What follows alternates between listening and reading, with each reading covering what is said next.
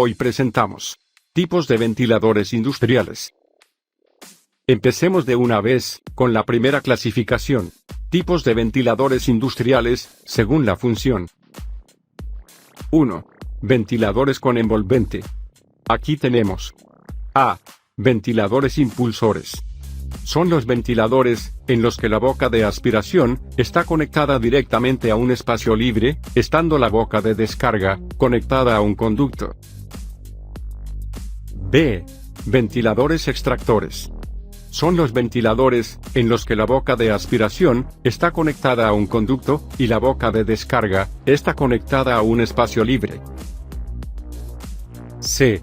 Ventiladores impulsores extractores. Son los ventiladores en los que tanto la boca de aspiración como la de descarga están conectadas a un conducto. 2. Ventiladores murales. Conocidos también como extractores, sirven para trasladar el aire entre dos espacios distintos, de un lado de pared al otro. 3. Ventiladores de chorro. Se utilizan cuando se necesita una determinada velocidad de aire, incidiendo sobre una persona o cosa. Vamos ahora con la segunda clasificación, tipos de ventiladores según la presión. En el mundo de los ventiladores las presiones que se manejan son bajas, por ello se deben usar unidades de presión distintas, por ejemplo se suele usar los milímetros de columna de agua. 1. Ventilador de baja presión. Son ventiladores que trabajan con una presión inferior a 72 milímetros de columna de agua. 2. Ventilador de mediana presión. Son ventiladores que trabajan en un rango entre 72 y 360 milímetros de columna de agua. 3. Ventilador de alta presión. Son ventiladores que trabajan en un rango superior a 360 milímetros de columna de agua. Vamos ahora con la tercera clasificación y tal vez la más importante, tipos de ventiladores según la forma que se maneja el aire. ¿Cuáles son los tipos de ventiladores? Básicamente son: 1. Ventilador centrífugo. 2. Ventilador helicocentrífugo. 3. Ventilador helicoidal. El ventilador centrífugo se usa donde es prioridad la presión, alcanza caudales de aire menores comparado con los otros tipos de ventiladores, si los relacionamos a una misma potencia eléctrica.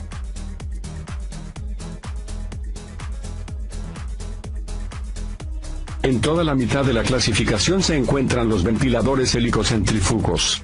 Por tener propiedades tanto de los ventiladores centrífugos como los helicoidales, se usan para presiones y caudales de aire medios.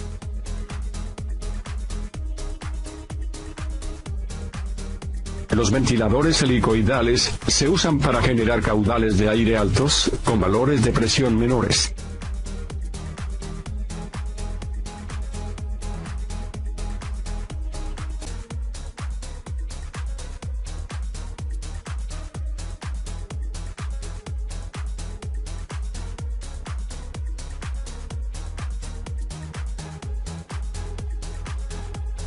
Existen varios tipos de ventiladores centrífugos. Nosotros vamos a clasificarlos por la forma de los álabes. Empecemos estudiando las características principales del ventilador centrífugo con álabes hacia adelante. 1. Estos ventiladores son adecuados para caudales relativamente más bajos. 2. Los ventiladores centrífugos con álabes hacia adelante generan presiones más altas. 3. Se caracterizan por tener gran número de álabes. 4. En un ventilador centrífugo con álabes hacia adelante, la separación entre estos álabes es poca. 5. La potencia absorbida por el motor eléctrico aumenta bastante con la velocidad del eje, se puede decir que este aumento es de forma cúbica con el caudal. 6. Los ventiladores centrífugos con álabes hacia adelante se utilizan por el bajo ruido que generan. 7. El número de álabes suele estar entre 48 y 60. 8. Si lo comparamos con los otros tipos de ventiladores centrífugos, para un mismo caudal, es el ventilador de menor tamaño. 9. Su rendimiento suele estar entre un 65 y 75%.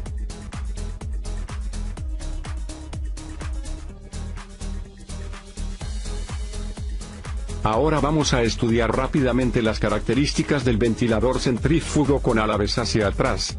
1. La presión que generan es menor que los ventiladores centrífugos con álabes hacia adelante. 2. El caudal que generan es menor que los ventiladores centrífugos con álabes hacia adelante. 3. El número de álabes prácticamente es el mismo, comparado con los ventiladores con álabes hacia adelante. 4. Presenta un nivel de ruido aún más bajo que los ventiladores con álabes hacia adelante. 5. Su rendimiento es cercano al 90%, mayor si lo comparamos con el ventilador con álabes hacia adelante. 6. Ideal para suministro de gases y extracción, también es usado para introducir aire fresco. Ventilador centrífugo con álabes radiales. Tiene menor número de álabes. Se emplean para expulsar aire, o gases sucios a elevada temperatura, debido a la facilidad con que son eliminados los depósitos sólidos, por la fuerza centrífuga.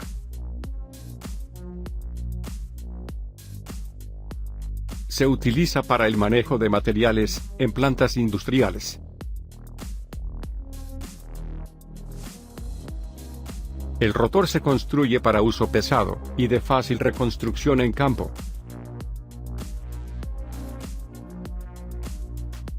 Son el tipo de ventiladores centrífugos menos usados, por su pobre rendimiento, y alto ruido.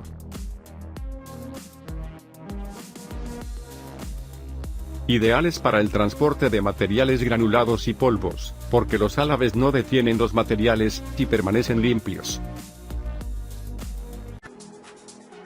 Como el ventilador centrífugo genera las mayores presiones comparado a los otros tipos de ventiladores, permite que el caudal de aire llegue a todas las salidas, siempre y cuando la distribución esté bien diseñada. Los cambios de caudal en un ventilador centrífugo generan grandes cambios de presión. Esto lo podemos visualizar en la curva típica de un ventilador centrífugo usado en un sistema de distribución para aire acondicionado. El consumo de corriente eléctrica en un ventilador centrífugo en el arranque es mínimo, lo cual permite que usando un motor y variador de frecuencia sencillo, se pueda controlar. La presión estática se usa para vencer la fricción del aire. El máximo caudal de aire que entrega un ventilador aparece cuando no está conectado al sistema de conductos. Aquí podemos decir que toda la energía la usa el ventilador para generar caudal, porque no hay fricción que vencer. En cambio, el caudal mínimo que entrega un ventilador aparece conectado a un sistema de ductos que exija cerca del valor de la presión máxima, porque toda la energía la usa el ventilador para vencer la presión del ducto, y queda muy poca para generar caudal de aire. La presión dinámica tiene que ver con la velocidad que gana el caudal de aire a la salida del ventilador, y la presión estática tiene que ver con la presión que gana el aire a la salida del ventilador.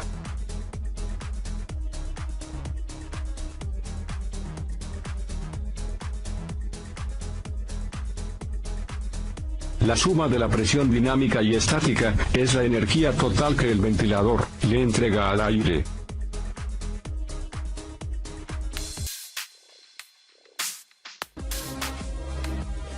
Para lograr el control de caudal, se pueden usar tres métodos. 1. Estrangular salida del ventilador, con un damper a la descarga. 2. Controlar la succión del ventilador, disminuyendo o aumentando el área de entrada del aire. 3. Variando la velocidad del ventilador, con un variador de frecuencia.